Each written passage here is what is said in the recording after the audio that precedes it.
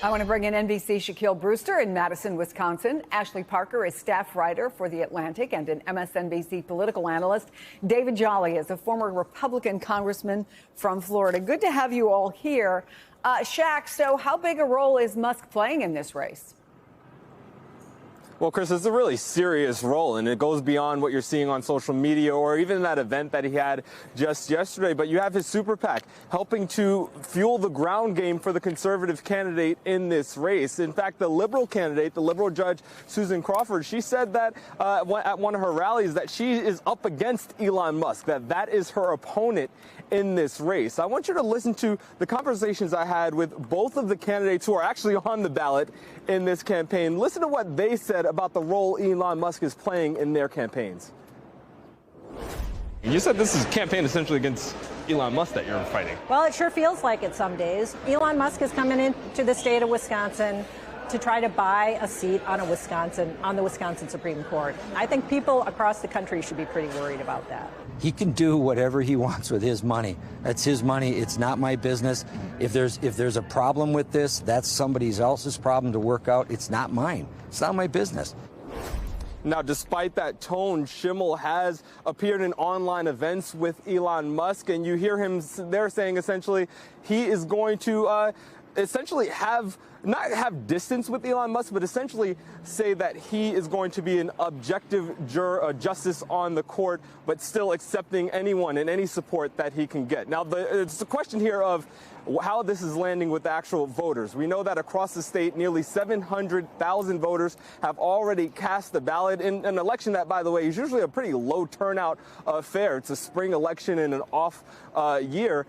Listen to what some voters told our colleagues about how they're viewing this, specifically Musk and his role and his influence.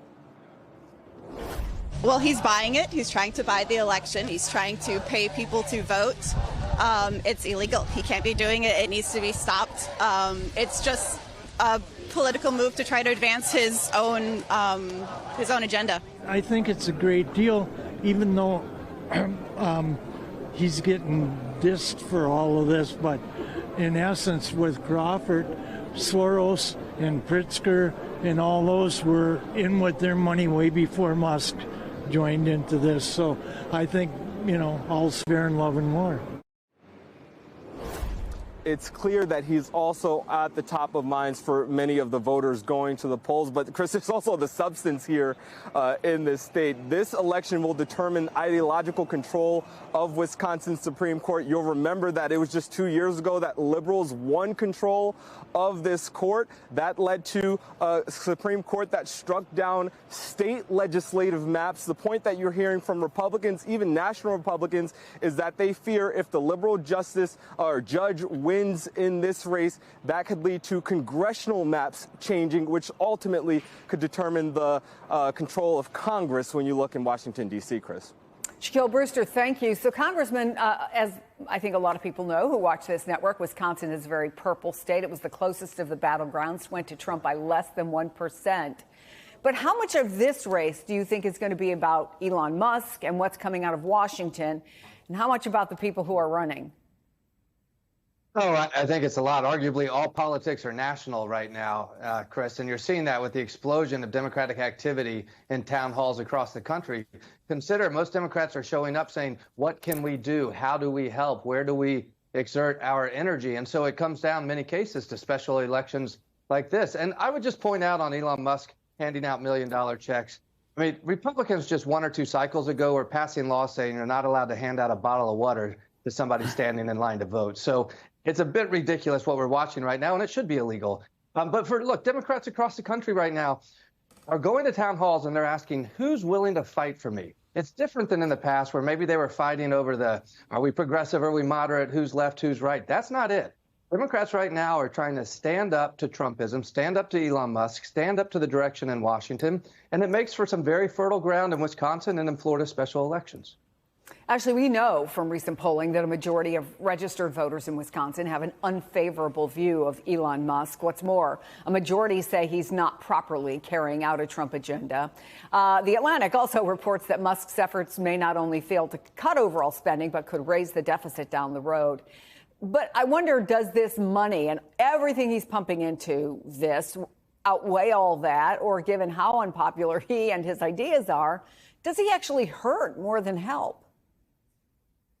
Well, for starters, we'll have to see the results. But him pumping all this money into it, what it does is, in many ways, it elevates him. And the two candidates actually running for the Wisconsin Supreme Court can get a little lost in the shuffle. And so then it becomes a question of, is it a good thing or a bad thing in certain ways to have this election be a referendum on Elon Musk? On the one hand, Elon Musk is not Donald Trump. He wasn't elected. He doesn't have the loyalty that Donald Trump commands. But the flip side is, there's some people who have been saying that this could, Democrats usually come out more in power in off-year elections, special elections, by making this about Elon. It could juice the support of what we've seen can be a pretty potent MAGA base, but it's worth noting they're always at their most potent when it is Trump who himself is on the ballot, not someone else, not a surrogate, not an unelected tech oligarch. Yeah, good point. All right, Congressman, switch. Go to your home state. Florida's 1st and 6th congressional districts, filling the seats left by Mike Waltz and Matt Gaetz. President Trump won that 1st district by 37 points. He won the 6th by 30. And yet, Republicans claim they're sweating a bit. What's your take on whether or not, first of all, these races have tightened, and if so, why? Look, Chris, this will be fascinating to see the results. As Ashley said, we kind of have to wait to see what the numbers are. I think at a baseline expectation, Republicans and Democrats are expecting these races to tighten. But 30 points in politics is just sometimes too much to overcome.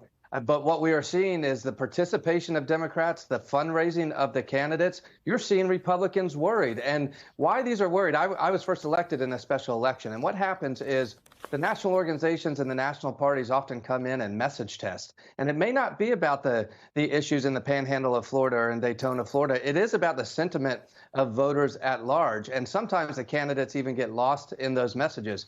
But I would say, look, certainly either Democrat in Florida tonight or tomorrow night could pull off an upset. That's certainly in play. But I think you're going to see Republicans declare victory early. Democrats are going to be able to say we close the gap. Clearly, the momentum's on our side. What is fascinating is the amount of Democratic participation in giving and making calls and walking doors.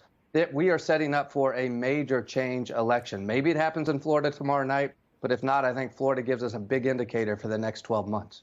Well, actually, the DNC chair, Ken Martin, told USA Today he expects to, and this is his quote, overperform expectations. When you have that big a gap, it may not be that hard to overperform double-digit expectations. But is a loss potentially still a win for Democrats, or is that a Democratic talking point? Well, that's what I was going to say. Overperforming expectations doesn't necessarily mean winning the seat. The true win would be winning these two seats or one of these two seats, which people do not seem to expect. They seem to expect a tightening race. But I think if anyone was being honest, you want the actual win. A buzzer beater loss is still the same as a blowout. But I do think Democrats can and may take solace in this idea that special elections often, on the one hand, while they're not indicative of what will happen in the midterms or in national elections, they are a snapshot of voter sentiment. And it's a good way to see, about 3 months into the Trump administration, how do voters feel? Do they have any concerns that are contributing to the tightening of these races, and both of which are very clearly strong Republican districts? You know this state so well, Congressman. What are you going to be watching for in particular? Give us kind of the insider conversation that will be happening at the DNC, at the campaigns, and the like. I think the Treasure Coast, which is the Daytona beaches, the East Coast beaches, that district first will be the first one to come in. Polls will close at 7, maybe results by about 7:50. Panhandle race an hour later. What is interesting about the Treasure Coast race is the candidate there has raised, Democratic candidate has raised $10 or $12 million, which is remarkable. But the Republican is really not well liked even among Republicans. And I think that's why people are really looking at that race, because the candidate in that race is not particularly strong. In the Panhandle, it's an old family of the Panhandle. It's a former statewide elected chief financial officer, and it's Matt Gaetz' old district with a 37-point spread. That one gets a lot harder, but the Democratic candidate is working it so hard and doing a great job. I think that Treasure Coast race, with reports in about 7:50 tomorrow evening, is going to be the one that everybody's watching.